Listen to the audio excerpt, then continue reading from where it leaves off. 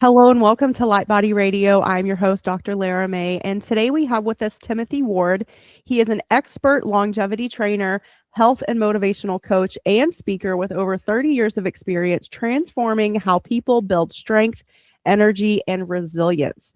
As the creator of the Fitness Quadrant and the Longevity Matrix, his proven systems deliver the definitive strategy for improving the three most powerful markers of longevity: muscle mass, heart health, and metabolic strength, helping people reclaim vitality and perform at their highest level for life. Welcome, welcome. I'm so excited for our conversation today. Great to be here, Dr. Laura. I'm really excited about the show here. So um, uh, let's uh, let's dig Y- in and really get to Yeah. some of these issues. Well, so I like to give our listeners an idea of who we're talking to. So tell us a little bit Mm, about your story, your evolution, and then yes, for sure, I do totally agree about your three most powerful markers, and so we'll definitely get into that, and mm, then of course your book and all the good things. So sure, sure. So I'm on a lot of shows, and I always love when we start out this way because what a lot of people don't know about me is some of the early on hurdles I had to overcome.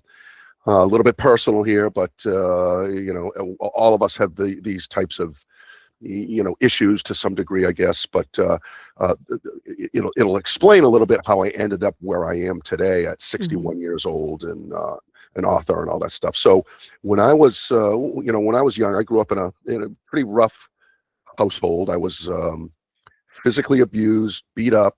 My brothers were, my mom was, that type of thing.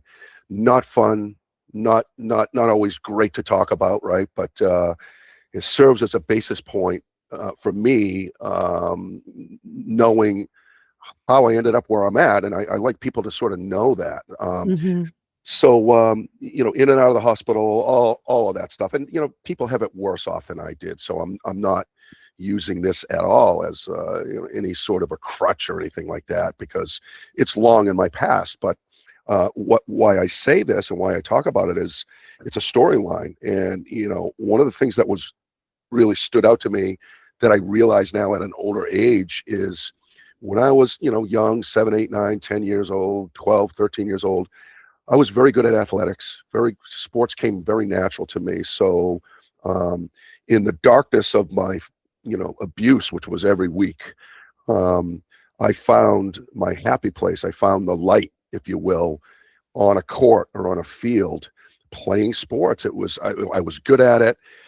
It felt so awesome to be propped up by my young teammates and the parents of these young teammates or some of my teachers who knew I was getting physically abused. But that was back in the early 70s, mid 70s. So it's a lot different now, right? So obviously all I wanted to do was play sports 364 days a year. Okay, because it felt great. I was good at it. And so all of those good feelings, obviously, us humans, we gravitate towards that stuff, right? We want to avoid the pain. We want to feel good more and more, right? So Mhm. that whole journey led to, my high school years, uh, 15, 16, 17 years old, where sports becomes really competitive. Mhm. And, like a normal 16, 17-year-old boy playing basketball, baseball, football, so sort of the typical big sports that we see, even though I participate in other things now. Naturally started to work out in the high school weight room, right? I Yeah. needed to be bigger, stronger, faster, all of those things in order to, stay on a starting team or get noticed or recognized by a college scout that was looking at our team. And Right. I ended up, really committing to that journey of I'm gonna pump some iron. I'm gonna work out. Like I'm gonna do what the coach tells us, which especially back then was such a minute amount of knowledge, if any knowledge at all, right? Yeah. So it wasn't until I got in, I got a decent amount of scholarships for sports in about 24 of them, Division 3, Division 2 schools. I wasn't good enough to be D1 or anything, right? So Right. it wasn't until my early 20s, maybe mid 20s, that I continued my journey of working out and really trying to learn about, health and fitness and what it all means and how do you become better and stronger and all that stuff. And I met in a pretty big commercial gym that north of Boston. I live on the New Hampshire seacoast, right up here on the ocean. So I met a master's degree exercise scientist, a guy that I'd kind of watch in the gym, and I'm like, man, this guy is he's got some really, interesting things he does with his clients. And he had athletes and typical, people in their 30s and 40s, all that stuff. And one day he looked at me and, he said, "You're doing it all wrong." Because he saw my dedication. I love it. You're doing it wrong. Oh, man. And I looked at him like, what are you talking about, dude? I've been in the gym for 15. I know what I'm doing. You're a typical guy. I know what I'm doing, right? So he said, "Why don't you sit down with me for 30 to 45 minutes and just let me explain that all your effort you're putting in, you're killing yourself. You're very dedicated, but you're going backwards." And guess what? In my mind, even at that age, I was like, you know what? That guy, he's right. Because deep down, I knew I am losing strength. I am not really, moving the needle on myself. It's different for all of us when we're in our mid-20s. Working out sort of means something else, right? And we'll talk about that a little in the show here. But so I sat down with him, and this guy, he did work with the U.S. Olympic ski team, PhD stuff. Very, very, very bright. Not that great of a person, believe it or not, but that's besides the point.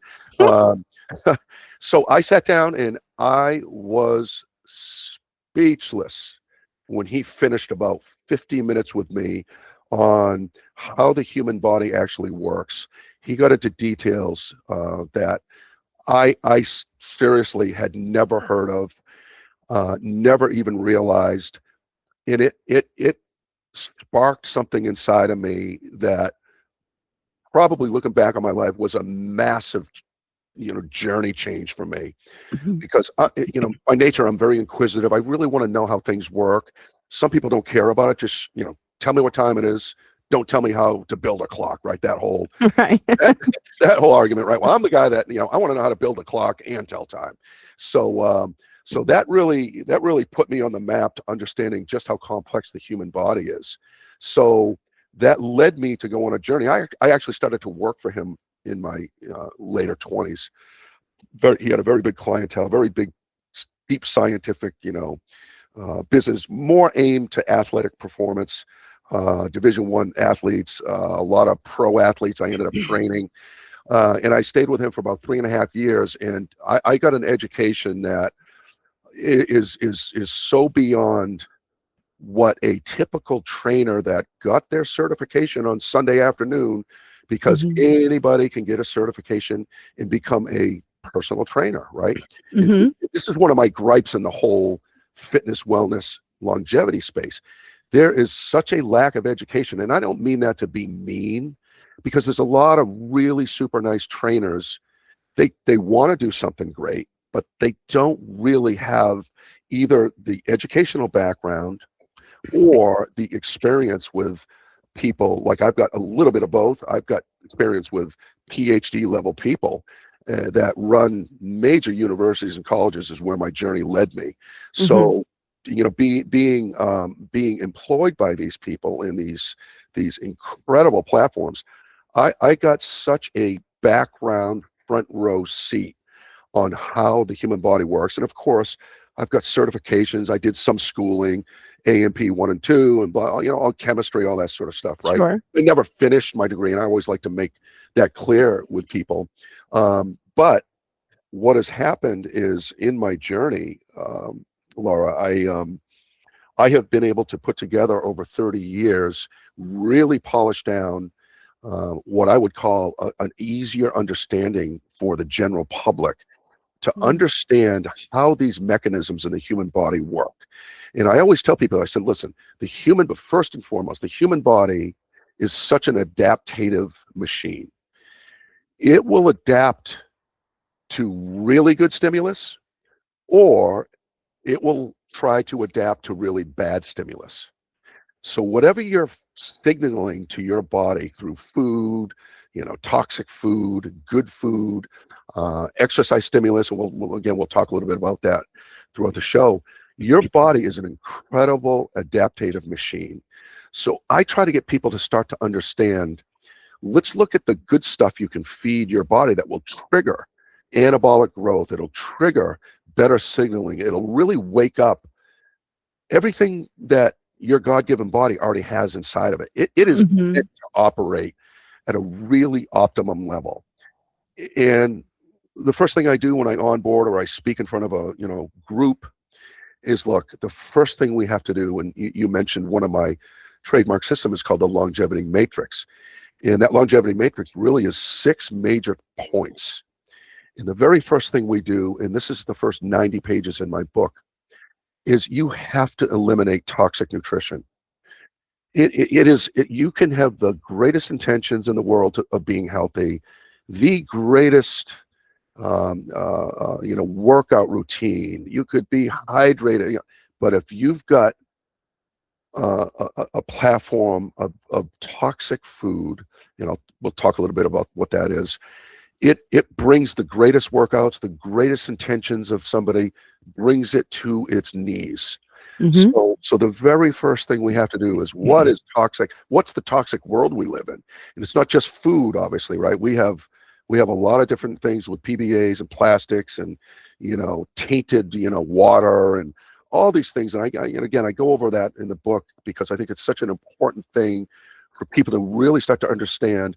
Mass-produced foods in your grocery store, 98% of it is mass-produced. Cheap fillers, dyes, fake sugar, fake trans fats. It's more of marketing meant to look good and to get you to buy it. And listen, we're talking about a medical industry that's sick care. It's not the fault of all the doctors. They're just in a system. Right. And I train a lot of doctors, okay? They are managing sickness. They don't really know about the sort of the stuff that I know about in the other side of the railroad tracks, right?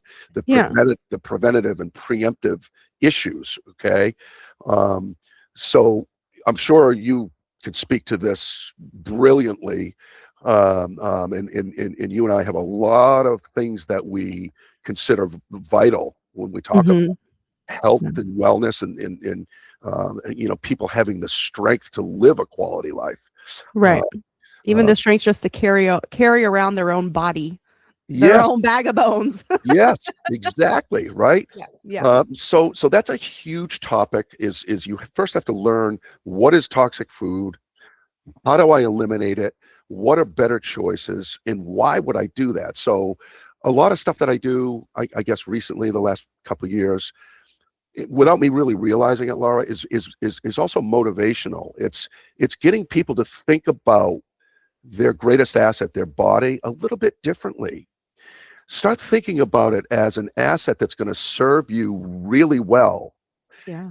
It's not like a car that if you fail inspection, you can't drive it on the road. You go buy another car, right? Or you put a lot of money into that car to get up to stand. Your body, if your body fails inspection, you are heading down. And if you don't do anything to change it, you are going to be a hurting person by the time you're in your mid-50s, 60s, certainly 70s, right? Yeah. And I'm sure you can speak to that. Well, I was just going to say that I think the whole concept of aging, which, we've just been taught is natural. Oh, I'm just getting older. That's bullshit. Sorry. It is. Hey. Is this whole, it's the process of the deconditioning. And, where people say, oh, I'm falling apart. This is just part of getting old. Yep. I say, F that. I am not subscribing to that line of thinking or that, or any of those mantras, because that's essentially what they are. They're mantras that you keep repeating to yourself until you believe them. But if, like you said, if we understand how to eat and eat well for ourselves, and, you were talking about the grocery store, for sure, definitely. But I hate to say this, and this is going to maybe sound a little too doomsday-ish, but even in the produce section, Mm, most of what's in there is engineered to be pretty, not mhm. nutrient dense. And so then people Oh, are like, well, what the hell do I do now if I can't even oh, go to the grocery store? we love Dr. Lara for sure. You are so spot on. We could go on for 5 hours on this show. Probably. Oh boy. You So are you yeah. are absolutely so spot on. So I talk about I don't know if people I'm sure some of your listeners or you or maybe not have heard the example of how they train fleas in a circus, right? They, No, I haven't heard this.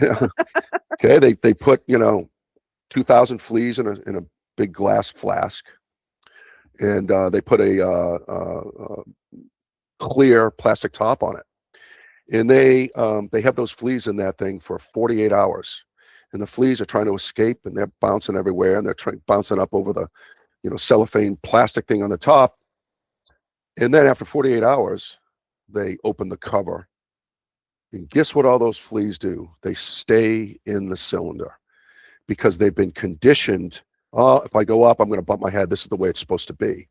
Mhm. And it's a deep psychological metaphor for how society gets conditioned to say, okay, I'm 59.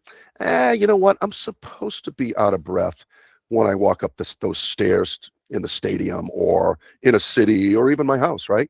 Or, Yeah. my back or knees sort of hurt. And I guess I'm getting old. The cartilage and the synovial fluid in my knees, I'm supposed to feel this way.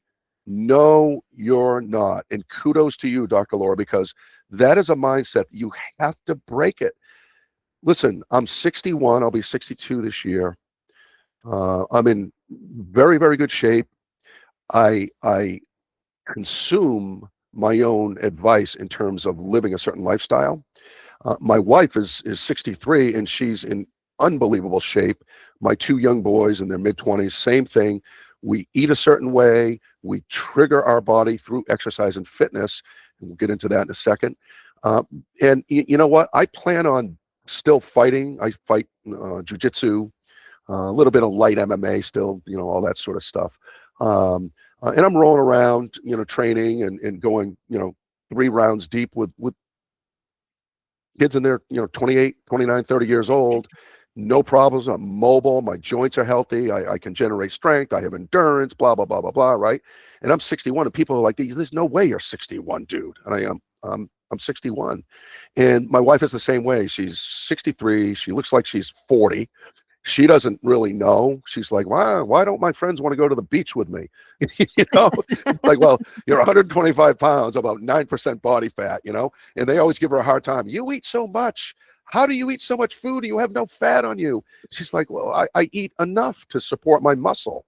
Yeah. And I work out to stimulate my muscle so I'm not losing muscle mass. And that's something that we should really, really dig Yeah. into a little bit. Yeah, Right? let's do that because that's so key. And there's a lot of, at least from the media that I consume, leaders in the functional medicine space that are really coming out, like Dr. Gabrielle Lyons is the one that like really pops out in my head, that Yep. she is, really talking about muscle mass is key to you being more functional, not even Mhm. just like a star athlete, but just functional as you get older. I Oh, yeah. mean, and we've known this for ages, both men and women, as after the age of 30, our muscle mass naturally declines because our hormones change. Hmm. And that hormone balance helps maintain Hmm.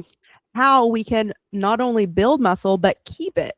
And so what does that mean? That means that we have to be so much more intentional as we get older. It's Hmm. not the time to go take a nap, lie down, say, "Oh, well, this is the beginning of the end. Sayonara." Like, Yep. no. You are so 100% right. Again, so by the time we hit 40, 43, we're starting to lose 1 to 2 pounds of muscle every year. The typical American, right? And let's back up even further than that. If you're a male and you're 39 years old, your life is half over. If you're a female and you're 40 years old, about, your life is half over. So, people, when I say that in front of an audience, 100 people sitting in there in a company, I'm talking to about the roots of your performance and your longevity. They sit there and look at each other, and it's always the ones that are 55 or 60 going, oh my, that Yeah. means I've got what, 18 years left of my life, 20, if I'm going to fit into the standard, mortality rates, right? So I say, again, to your point, it is more important when you're 40 to 65 years old, more important, even 70, I'll push it to 70, that you pay attention and have a strategy on how are you going to maintain your muscle mass and your strength, because you are losing it at a rapid pace by the time you're 45 or 50. It is one of the most important tissues on your body. It serves many, many longevity factors. Okay, so you are right. That's one of the greatest things that people have to understand. Yes, I'm losing it. Okay, but how do I actually maintain it? How do I increase it?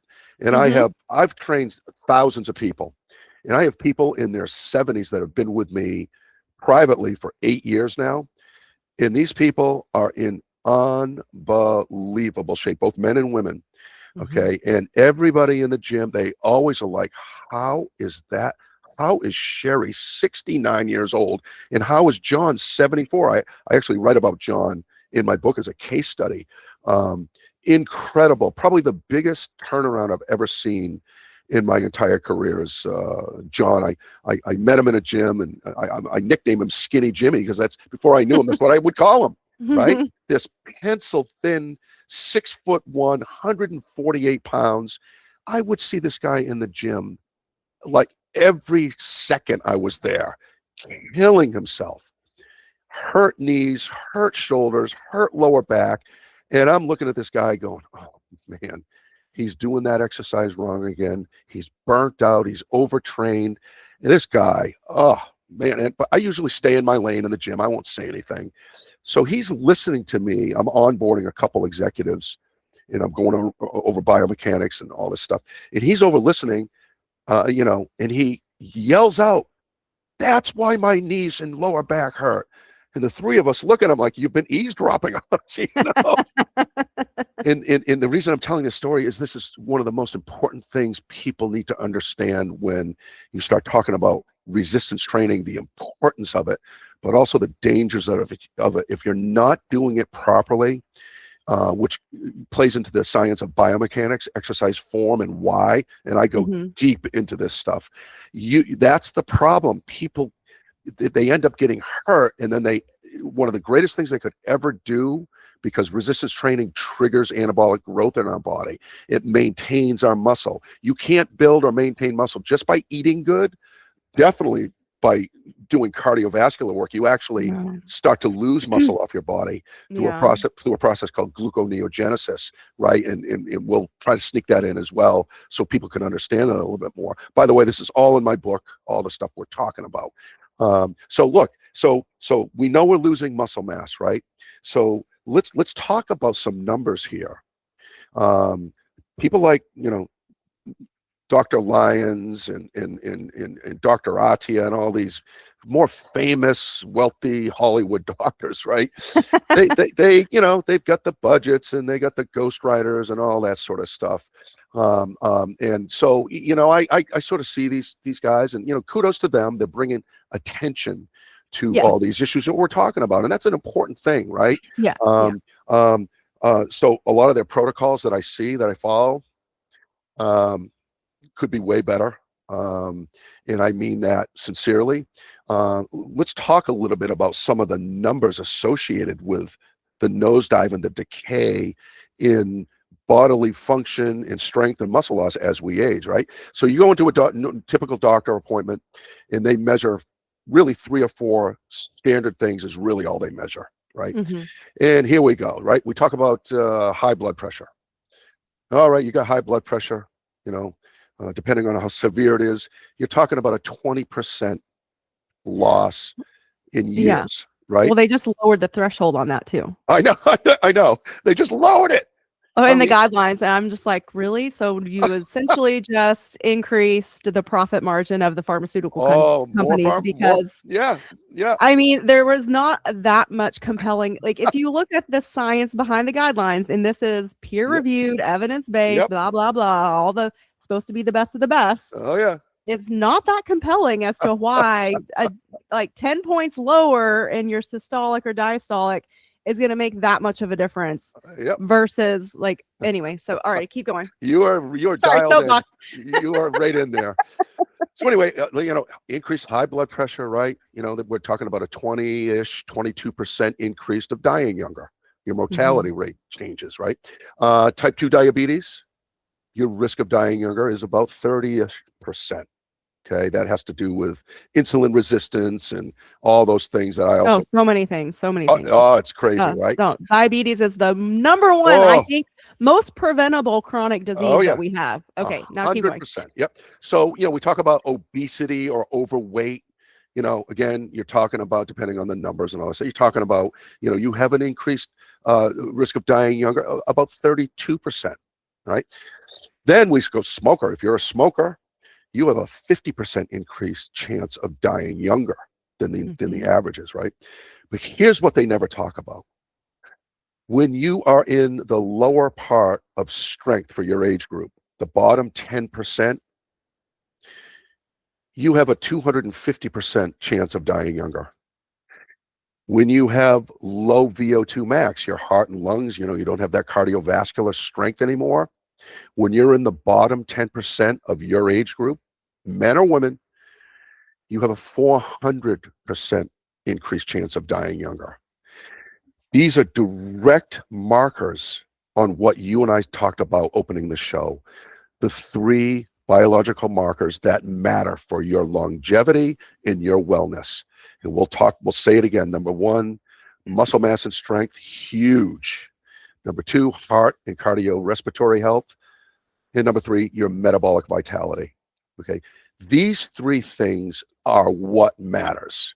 And the reason that the public has such a hard time aging strong, aging into these headwinds called years are ticking by. You don't have the strength to age strong. Aging becomes too strong and it overwhelms you, so your quality of life plummets. You have to have answers for these three biological markers, and that's why I created the fitness quadrant. It's Mhm. the four big pieces of a quality fitness program. Okay. And I just want to say what they are quickly so Okay. people can sort of get a mental picture of what I'm talking about. All right. And then I'll talk about the longevity matrix, what wraps around my fitness quadrant. So the fitness quadrant, this is what I've put together over the years. And when I talk about this, people go, oh, wow, I've never heard it put this way. So imagine four boxes in a quadrant. The top left box is the R quadrant, stands for resistance. That's your resistance training quadrant. The top right of the fitness quadrant is the nutrition piece. Okay. The bottom left is the cardiovascular piece. The bottom right is the recovery piece. Mm. Those four pieces make up the fitness quadrant. Each one of those quadrants have a huge drop down list of science and how to approach it the right way. And this is Mhm. what we do when we onboard people. We go through these quadrants and we design a fitness quadrant for people. And Yeah. and it's something that they can get their heads around, okay? So the main thing, here's two big takeaways, right? Without getting into hours of discussion on all these things, just the awareness, right? Two big takeaways. Wellness and longevity is a combination game. And what I mean by that, you can't just eat right and get the full benefit out of aging long and strong. You have to combine resistance training for muscle mass, for strength, tensile strength in the muscle, for joint health, the mobility in your shoulders. Connective tissue is all part of strength. Okay. Yeah, yeah. You can't, so you need resistance training with nutrition. Now, let's talk about the heart and lungs, blood pressure, right? BPM, beats per minute, all that stuff, right? So people don't realize the heart is a muscle. And Mhm. if it's trained properly through the right type of cardiovascular protocols, the left ventricle wall of your heart gets thicker. Your heart actually grows a little bit. It becomes a stronger pump. All right. So you combine that with the right nutrition that starts to clean up your arteries and your visceral fat around your organs and on the inside of your veins, right? Now, all of a sudden, you are talking about a combination that really starts to move the needle for people. And they can literally start to see visually changes. They start to feel it. And isn't this what we want? What, why would you spend all your time working 60 hours a week, doing all this stuff in your life, investing in your 401k, and you've got you got $1 million, $2 million, but whatever it is that makes your boat float, right? And all of a sudden you hit 60 years old and you're physically bankrupt. Yeah. Why would you do that? Why don't you start prioritizing and really learning? Because this is a knowledge-based conversation. Without the knowledge, you can't build a strategy on how to actually put a 2.5 to 3 hour a week. That's all we're asking of people, to put it together properly with the right protocols. I went out on a limb in my book, and I have a couple chapters in there that I mean what I say, and I mean it in a way to help people. And one of the chapters is called Fake Fitness and Fake Nutrition. Most of the fitness that we see out in the world and society, it's not moving the needle. There's not adequate levels of the type of targeted training that people should do. And look, I'm not talking about 25-year-olds. I'm talking about people in their 50s, 60s, and 70s. People can do this stuff, but they have to want to do it. They have to lend a reason. Why would I pay to really understand this stuff? Well, you want to add 10 years to your life? 10 quality years? Listen to people who've traveled down that road and really do have the expertise, because it'll make an impact across your entire life, your spouse, your kids, your grandkids, because we're all getting the years behind us. I mean, you can't stop time, but we can do things to manage and slow time down a little bit and squeeze really good years out of our life. And that's really what we're talking about here. Yeah. So I want to back up a little, because you said one thing when you were describing your 4-part matrix, and you used the word right, the right way. And a lot of people are going to say, like, well, what does that really mean? And you explained it, but I want to equate that word right with the word sustainable and approachable and implementable. That's the key. Like, it's not about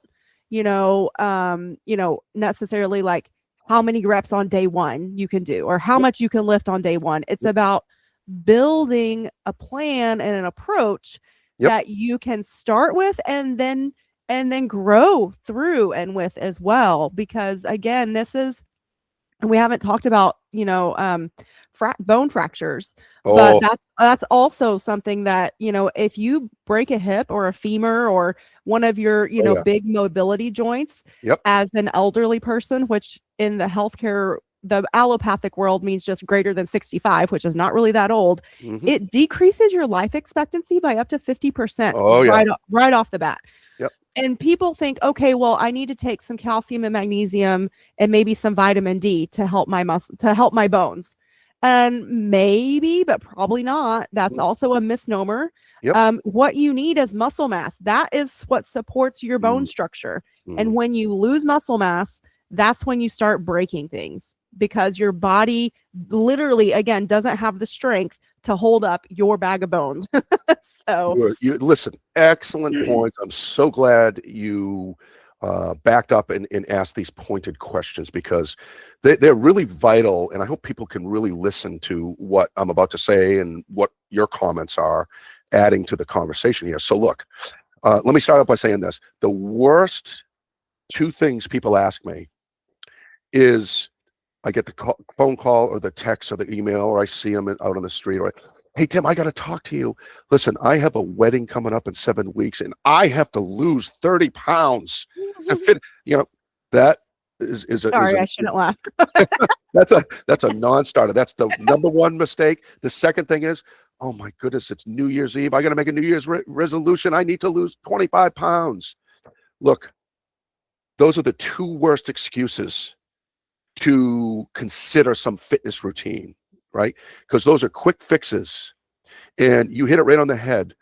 The language we use, that I use in my speeches and my onboarding, are achievability, sustainability, and practicality. Those words, those descriptions need to enter the conversation when we're talking about a long-term game plan for you. So kudos to you for bringing that up, because I talk about all this stuff in my book, as well as bone density, osteoporosis, another fantastic point you're bringing up. And I want to get into a little bit of the science of what we do to address these issues. Okay. So let me dig back into the resistance training piece on the fitness quadrant, right? And all of this stuff is on my website. It's all in the book, and so hopefully people may venture over and pick the book up on Amazon or whatnot. So look, let's talk about resistance training. Most people think, especially women, I don't want to lift weights. I don't want to get big and bulky. Yeah. I don't want to get bulky. I don't want to look like whatever. I don't know, like a bodybuilder. Not going to happen. Do you know, do you know how much time, like literally time, how many hours is spent for people to look like that? for you to look like, Helga from Russia. Okay. Look, they won the genetic pool on muscle mass and bone density to begin with. Number two, most of them that you see as an example of this on the magazine, they're on big time steroids and blah, blah, blah. They spend 15 hours in the gym. They live, sleep, and breathe, hardcore training. This is not what we're talking about. We're talking about a different modality to address the issue of aging and maintaining your strength and everything. So resistance training, if you're doing it right, and we have a system, what we do, we have another trademark system called MIT, Modified Interval Training. There's a lot of science into it. I'll try to squeeze some of these points in for people to listen to. So resistance training, I call it the king of fitness and wellness, because it really is the most misunderstood. It's the most misapplied science. And here's what I mean by that.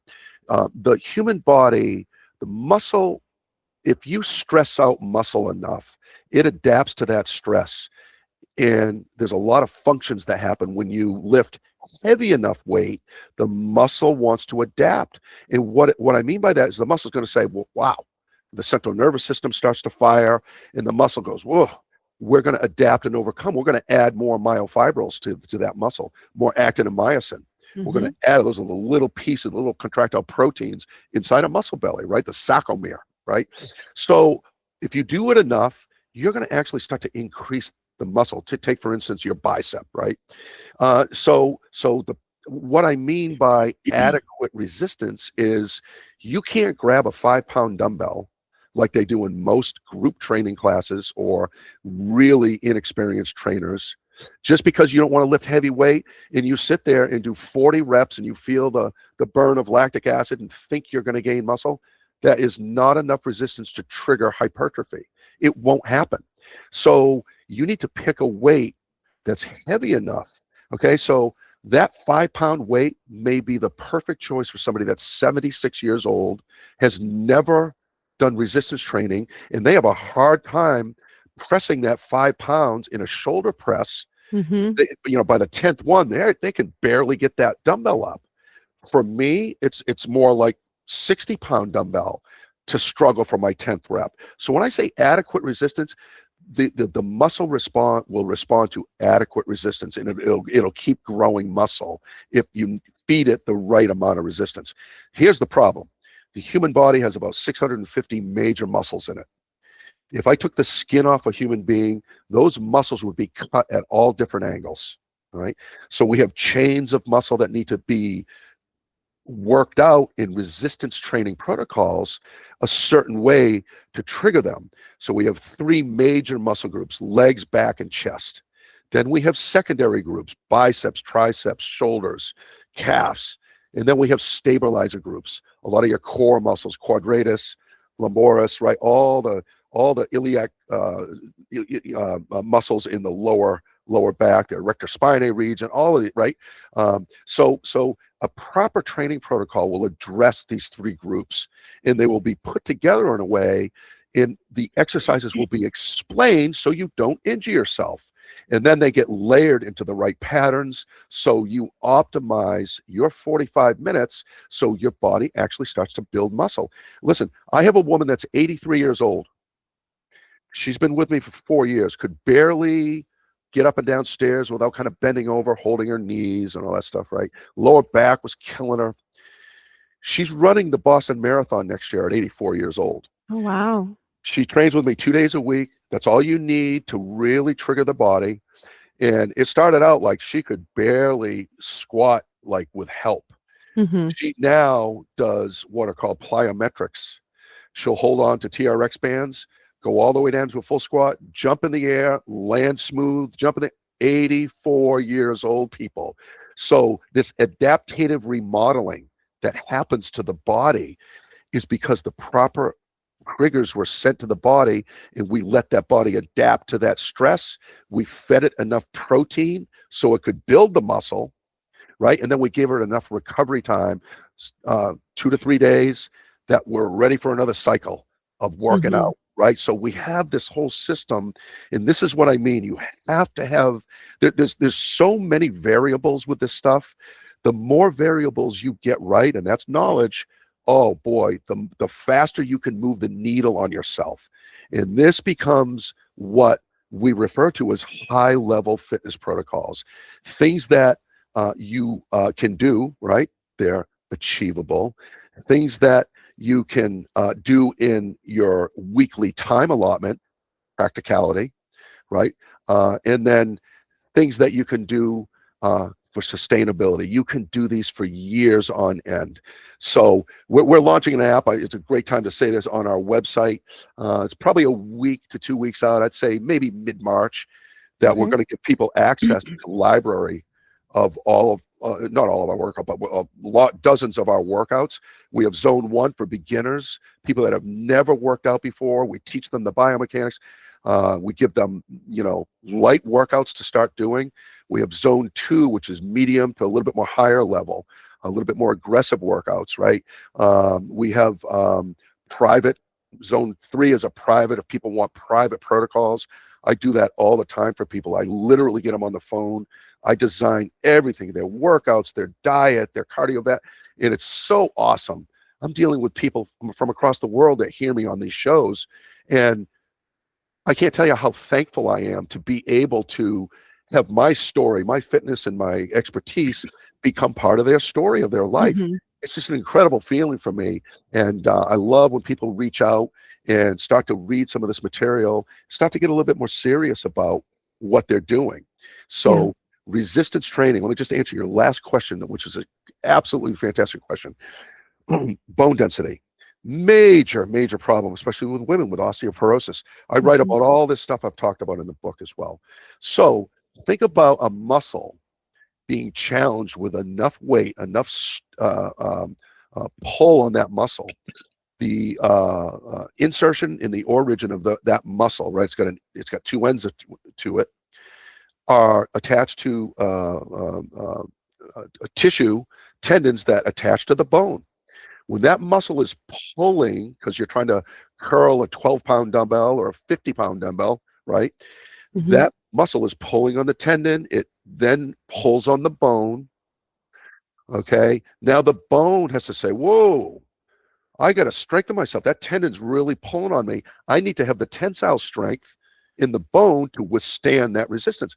That is an example of adaptative remodeling, where the bone will start to add layers to it.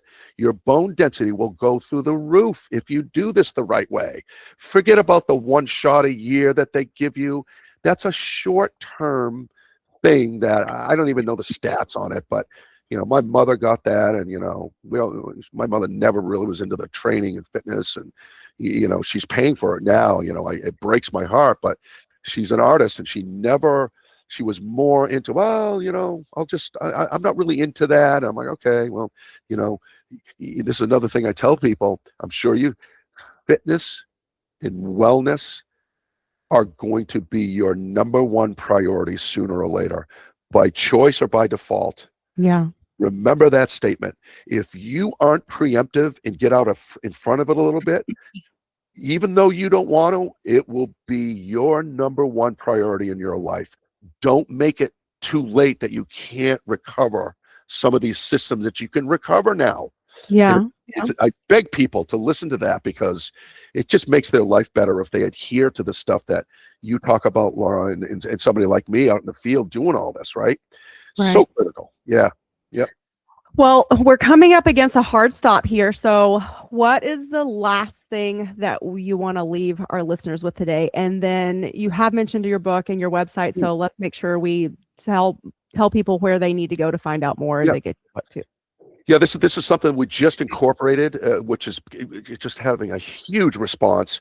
So we now we've addressed the whole supplement industry, right? And I didn't even get into the food thing you talked about. Yeah, we might have to have you back just to talk about the Oh, supplements. I would love to. Okay, so I own a global soil patent for food production. The lack of minerals in the soil, it produces nutrient weak foods.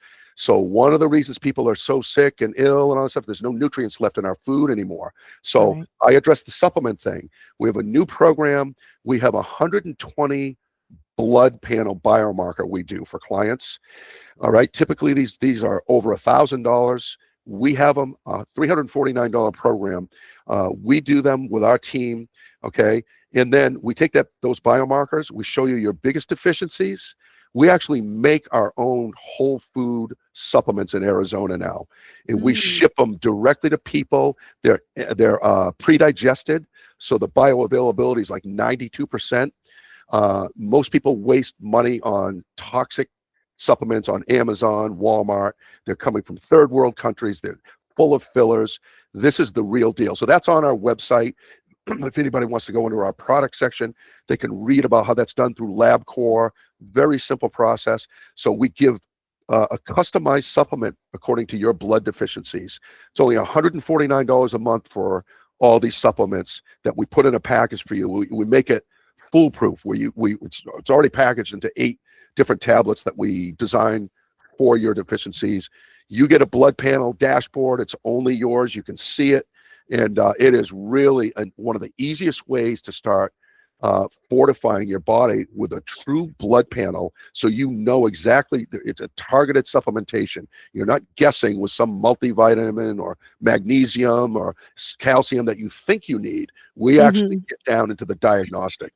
So it's very inexpensive. We made it affordable for people to come on. And again, I would urge people to at least read about it on my website, which is lifestrong.net, www.lifestrong.net. And there's a whole host of information on there. You can get my book through there, or you can go right to Amazon and get the book called The Goat Within. It's a bestseller. And I just urge people, look, just do it. I'm accessible. If anybody wants to ask me any questions, it's right through the website. They can email me. They can schedule a free call with me if they really want to have some questions asked. I give everybody, I think it's a 10 or 15-minute phone call, and I get a lot of calls, but I love talking to people. And really, my mission is to help them start making the right choices to enhance their lives. So thank you so much for having me on the show. I really want to come back, because I could go on. Yeah, I feel like we just barely scratched the surface. Well, we didn't even touch it, right? So Yeah. If we could ever do that, oh, that would be fantastic. For sure. Yeah. Awesome. Well, thank you so much, everybody. Tim Ward, and his book is The Goat Within. So definitely check that out. If you are looking for some lab work, I checked out the list. He has the list on the website of what all it entails. It is very comprehensive. And that is a fantastic price, because even I would be hard pressed to get all of those labs together for a client at that price. And that unfortunately, I tell people, one of the most expensive pieces of working with me is not me. It's the labs that I Yeah. need to order to assess where you are and where we need to, start filling in the gaps. So Yep. so it's great that you've found a way to like really make that affordable for people. Yeah, for sure. It's an easy choice, and it's a replacement cost. Most people are buying $100, $200 worth of supplements every month. This is a replacement. It's not added money. So, people think about it, check it out. But again, what a pleasure to be on your show. Thank you so much. Yeah. Well, thank you so much, everybody. We will catch you on the next episode. If there was anything in this episode that you're afraid that you missed, there are links. They're in the show notes. That's at drlaramay.com/podcast. And just look for Timothy Ward's name, Tim Ward. And that's where the links will be for his book, for the website, for the lab work, all the things. So, all right. We'll catch you on the next episode, everybody. Thank you. Excellent. Yep.